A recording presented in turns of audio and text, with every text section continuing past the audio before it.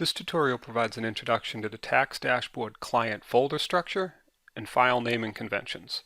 This is for installations that use a shared network drive for client folders. It is not applicable if you are integrating with a document management system. We are at the engagement table, folder setup. Let's look at this first engagement.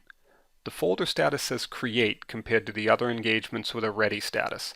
I click on create and it asks me if we want to create some missing folders. Hit cancel. We will go back to that later. The location of the client folder is listed here, P Clients Adapt Capital Management LP.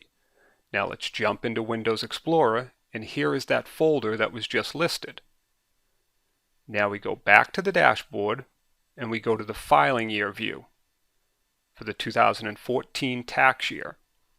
I click on the due dates link and this shows all the 2014 tax year due dates, the 2015 next year estimated payments, and book closes, all for this one engagement. Let's start with the tax returns transmittal. I click on the link and it shows the transmittal. Now let's go back into the File Explorer and find that actual file. Here it is. I open to confirm. Now let's just expand all the folders for this engagement so we can see the structure. Alright, so opening folders.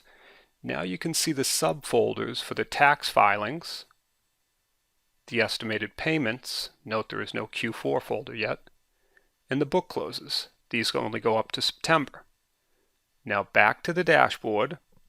We can mouse over any filing description and it will show us the location of that underlying folder. For instance, here is the location of the FBAR filing folder. So now let's look at those missing folders. I marked the Q4 estimated payment finished and the link shows an error. We mouse over it and it says that it can't find the underlying folder. We click Fix and now it is asking if we want to create the missing Q4ES folder and those book close folders. Note that this is the same screen we saw earlier in the demo. We are just accessing it from a different spot. We click Create and now it gives us the standard missing link that we can mouse over. Finally, I go into the File Explorer and here is that Q4ES folder that just got created. I copy in my transmittal and then I go back to the board and refresh.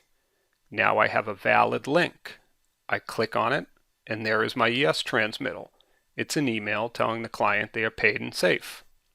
That is the end of the tutorial. Thank you.